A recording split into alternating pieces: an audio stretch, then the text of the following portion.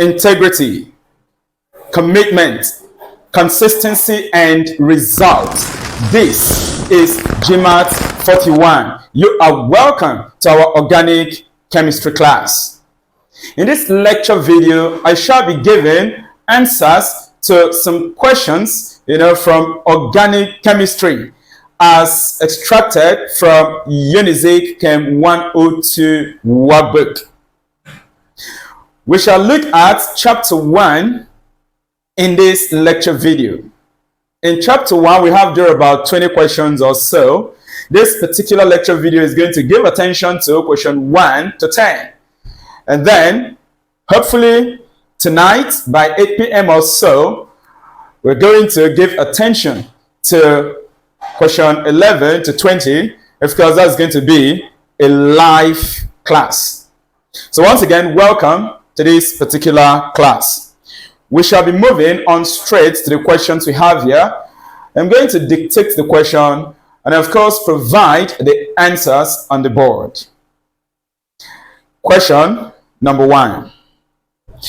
The ability of carbon to form compounds existing in form of long chains and rings is referred to as, we now have dash. And the correct answer is catenation.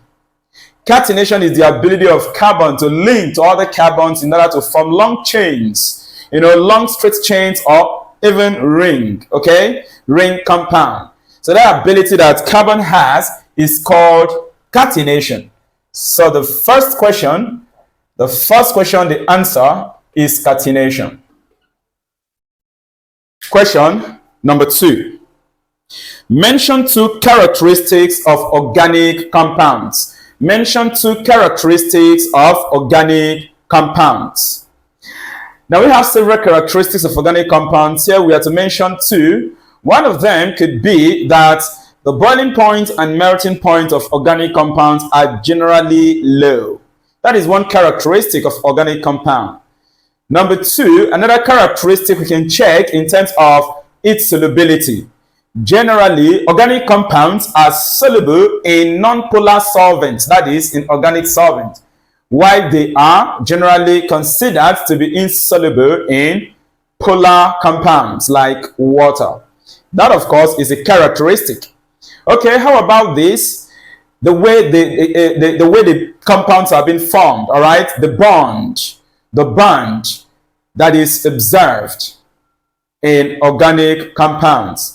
So generally, organic compounds, they are covalently bonded compounds. They are covalently bonded compounds. That is also a characteristic of organic compound. What about thinking of functional groups that defines the homologue? So you can say that organic compounds, they exhibit various functional groups. What about the reactivity of organic compounds? As a characteristic, generally organic compounds undergo combustion reaction, addition reaction, substitution reaction. Yes, these are various characteristics of organic compounds. You can pick any 2 of them, and indicate or write in your workbook.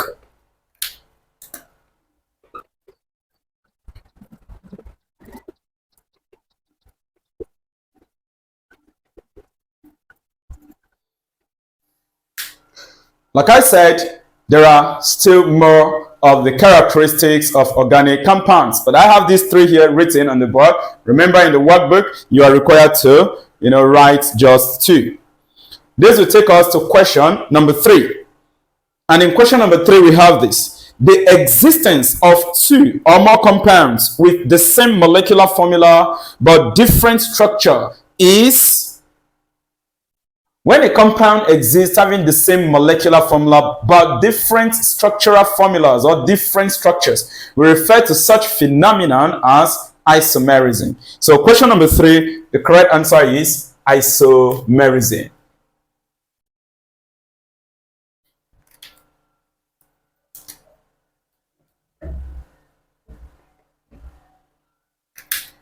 This takes us to question number 4.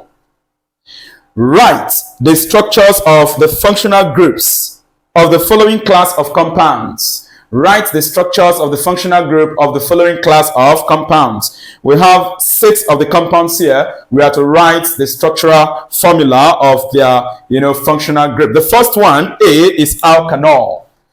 4. So the functional group of alkanol goes as, you have to express the structure. So OH, you have it this way. Now I can decide to fix R here if I want. So I am going to write R. I'm going to write R.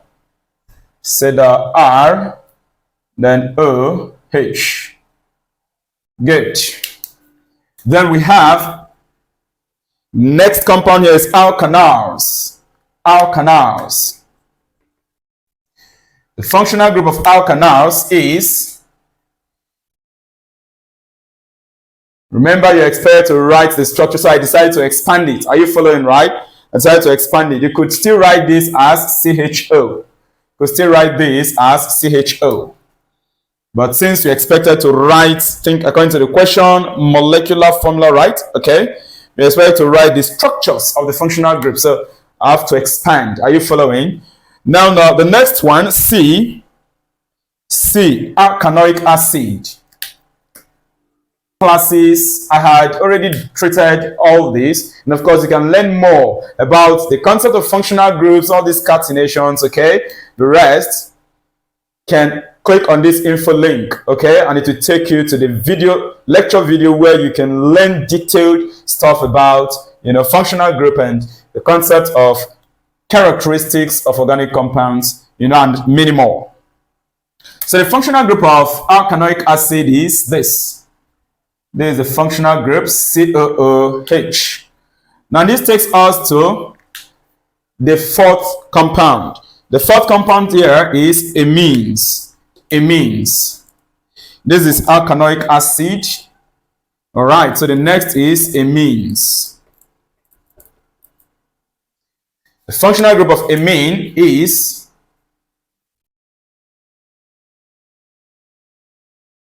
this is a functional group of amine, NH2. One can still write it in this format by closing this bond here using alkyl, because of course there is no other atom that can enter here apart from alkyl. Okay, so you can still write it in that format. This takes us to the 5th homologue. That is nitriles. Nitriles. We have to write the structure of the functional group of nitriles. And this is nitriles.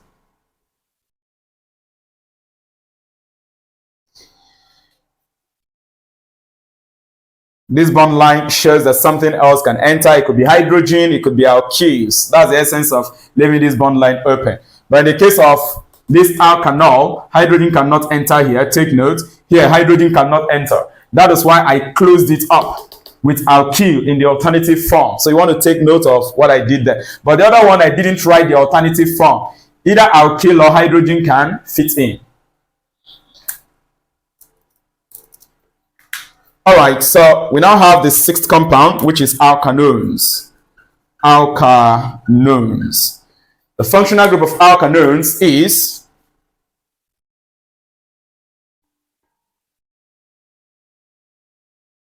you can write it this way, and there is something you want to know about alkanones, like I explained for these amines and alkanols. Hydrogen cannot enter here. So for that reason, we can close, that bond by fixing our alkyl. So this could still be written this form. And then I fix our arrow prime here, okay? That prime shows that, okay, this alkyl may or may not be the same as this alkyl. So these are the answers to, the questions we have in question number 4.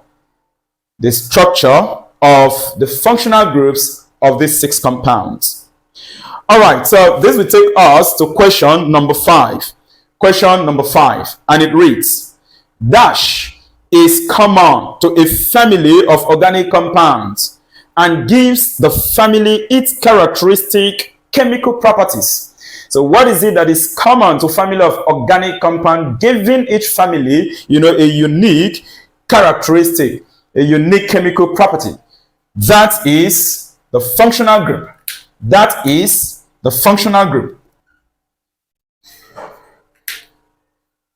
So functional group is, that group that is common to a family of organic compound, which is responsible for the characteristic chemical properties of, a particular homologue. We shall be moving on to question number 6. Question number 6. The bonding that occurs by the sharing of electrons in the region between two nuclei is called. Now, definitely, whenever there is a sharing of electron between, the nucleus or the nuclei of two atoms, such type of bonding is called covalent bond. So the answer to question number 6 is covalent bond. Covalent bonding. We are looking at question number 7. Dash is an atom or group of atoms that determines the chemical behavior in every molecule where it occurs. This is the definition of radicals, right? This is the definition of radicals. Radicals are atoms or group of atoms which, of course, they determine, are you following, right, the chemical behavior or identity of every molecule where they appear. And this definition can be seen to be similar to functional group as well too. But again, another thing one can consider is the fact that for radicals, they possess ionic charge. They possess ionic charge. So this question is a bit tricky per se. Yeah, they possess ionic charge, and I'm just thinking, the fact that they didn't use ionic charge here, that they possess ionic charge, what does that mean? Because again, if we go with the definition of functional group, the truth is one can also define it to be a bond. It can also be what? A bond. That's why we have single, double, and triple. So for this question, this is what I'm going to write. I'm going to write radicals or functional groups. Yeah, I'm going to write both of them. The only thing is that we use the concept of radicals when dealing with inorganic chemistry. Why, if you come to organic chemistry, you deal with functional groups. So can we just reason this together? Because we are trying to predict, are you following, what the mindset of the examiners, right, with respect to this particular workbook, what they may have had in their mind before giving this question. But come to think about it as well too, in inorganic chemistry, we also deal with some, types of bonds. So we're going to present both, options for them. All right. If you want to present one, no problem. You want to present the two, fine. I'm going to present the two because these two guys, let me look at, determines the chemical behavior in every molecule. Determines the chemical behavior in every molecule. For radicals, chloride ion, okay, it's not a radical, CO3 minus, and an atom or group of atoms. But radicals are a group of atoms. It's not an atom alone. All right, I'm going to write functional groups. Functional groups. Or are fixed radicals. But if you are to select one, I will advise to select functional group, just because we are dealing with organic chemistry. Because we are dealing with organic chemistry, and according to the question, it determines the chemical behavior in every molecule where it occurs. It determines the chemical behavior in every molecule where it occurs. Okay, that's fine. One of these is correct, or both of them are correct. So we move on to question number 8, and this is question number 8. It's not easy sometimes to crack what could be in the mind of an examiner sometimes in respect to certain question that is not as straightforward as expected. Functional group generally are defined as bonds or group of atoms. Yes, bonds or what? Groups of atoms, which determines the chemical identity or characteristic of a particular homologue, and of course help us to identify that homologue. But if you talk about radicals, radicals are a group of atoms that possess, ionic charge. So you see, there are certain key terms that we're not using in this question that could maybe make me conclude it's radicals, but I'm still suspecting it. Like I say, write both of them if you wish to. Now let us move on to the next question, number 8. The geometry and appropriate bond angle of sp3 hybrid orbital are respectively dash and dash. So what is the geometry and what is the appropriate bond angle for an sp3 hybrid orbital? Answer: the geometry is tetrahedral. That's in terms of the shape. sp3 hybrid orbital, they are tetrahedral, okay? And then we talk about the bond angle. The bond angle is 109.5 degrees, and we can also quote it as 109.28 minutes. That's 109 degrees, 28 minutes. So I'm going to write that. Question number 8, the answer. This takes us to question number 9. And question number 9 reads: organic compounds that contain rings are best described as cyclic is the answer here. Once an organic compound contains ring, that is to say it is closed, that organic compound becomes a cyclic compound. As a matter of fact, when you're talking about classifications of organic compounds, generally into 5. We have aliphatic, which are straight chain hydrocarbons or straight chain compounds. The rest 4, ranging from alicyclic, aromatic, heterocyclic, and polynuclear or polycyclic. The rest 4 are all cyclic in nature. So whenever, according to the question, an organic compound contains ring, we best describe that as cyclic. It's a cyclic compound. Answer the question number 9. The only thing is that cyclic compounds are then divided into aromatic and non-aromatic. Like I said, the info link I displayed earlier, right? Go back to it, click on it, and you can learn more about classifications of organic compounds. There you meet this concept. Remember, on this channel, like I'd always said, all you need in your key interfaculty courses, maths courses, physics courses, chemistry courses, statistics courses, they are available on this channel, the GMAETS 41. All right, so this takes us to question number 10, which of course is the last question that this lecture video is going to cover. And question number 10, define organic chemistry. Define organic chemistry. What is the definition of organic chemistry? Organic chemistry is the chemistry of carbon and its compounds, with the exception of oxides of carbon, trioxocarbonates, and carbon sulfide. So, question number 10. Let me write it here.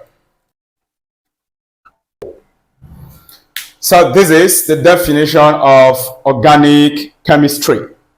And I hope you've learned something cool from this lecture video. You can transfer these answers to your workbook for those in Unizik 100 level.